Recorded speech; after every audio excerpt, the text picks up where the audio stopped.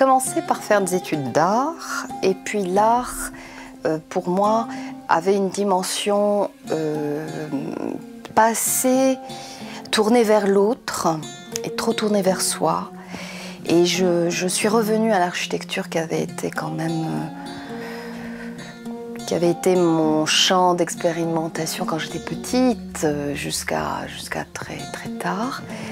Je suis revenue, mais je me suis armée en parallèle de l'anthropologie, parce que je me suis dit que je ne pouvais pas travailler au Maroc. J'ai fait mes études à Paris, Paris-la-Villette, qui est aussi une école extrêmement riche en pensée architecturale et en réflexion sur le monde. Je me suis tournée vers l'école des hautes études en sciences sociales, à Paris toujours, où on m'a acceptée et où j'ai reçu une excellente formation dans les sciences de l'homme. Et je pense que je n'ai jamais découpé en deux mes approches. C'est pour ça que je me suis tournée très tôt vers toute la région de Draa, Ded, Sgris, Tafilalet, et puis ensuite l'Anti-Atlas, où j'ai travaillé beaucoup sur les igouder, les greniers collectifs, après avoir travaillé sur les qasabat et les qsour.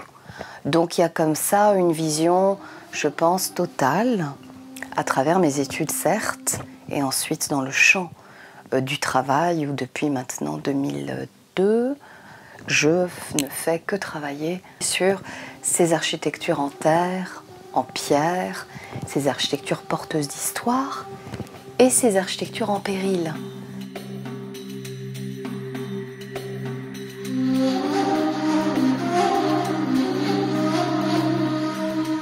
Cette demeure, elle a d'abord une histoire et elle est ensuite inscrite dans une médina qui a une histoire assez complexe, qui est extrêmement minorée et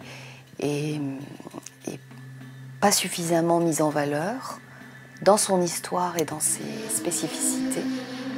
Et il y a aussi pour cette demeure toute la recherche vers l'essence de cette demeure, pourquoi elle a été faite, comment elle a été faite, comment elle a été bâtie.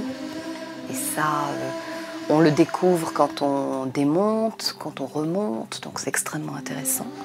Puis ensuite, je crois qu'il y a aussi, comme dans tous les projets, une dimension laboratoire où on fait des essais, où on regarde comment ça fonctionne, où on va voir sur la durée. Une demeure, ça contient énormément de choses et c'est aussi un point d'arrêt, un point de recentrement, un point de repos, un lieu de vie, un lieu d'expérimentation et toute la dimension évidemment climatique, parce qu'on a pu observer sur la longue durée comment réagit la demeure. Par exemple le mrah qui est le point central, qui est le point pivot, est le lieu où va se jouer toutes les ventilations naturelles, avec des appels d'air depuis le lieu le plus froid vers les lieux les plus chauds, par des micro-lucarnes qu'on a retrouvées et dont on a essayé de retrouver aussi le cheminement climatique en bouchant, en refermant, en sculptant l'espace.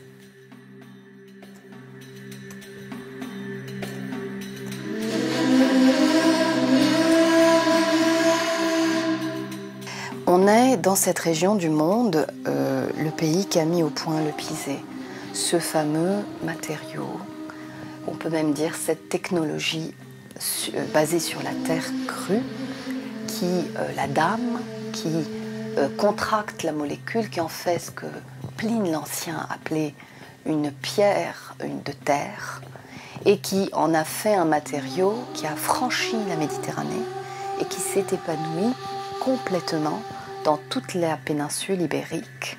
En témoigne aujourd'hui toute cette architecture fortifiée en Espagne et aussi au Portugal. Aujourd'hui, on a tendance à aller chercher ailleurs.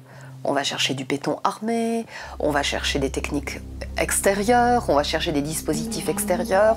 On parle en ce moment de thermicité par des isolants, c'est-à-dire qu'on rajoute de la matière dans des régions du monde où il n'y a pas je crois, les moyens d'acheter ces matériaux d'isolation.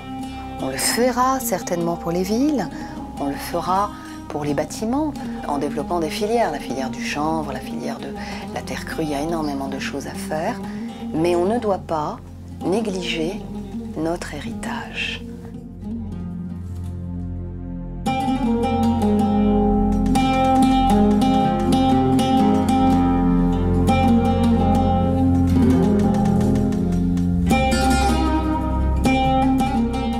Un événement de l'importance de la COP22 permet à un moment donné de faire prendre conscience à un nombre important de décideurs, mais aussi de citoyens, d'une question cruciale qui touche à l'environnement et de nous renvoyer à nous-mêmes. La COP22 pour moi est l'occasion de mettre en relief toute cette pensée constructive à l'œuvre sur la durée et de la projeter dans l'avenir en réfléchissant à comment l'adapter sans la galvauder.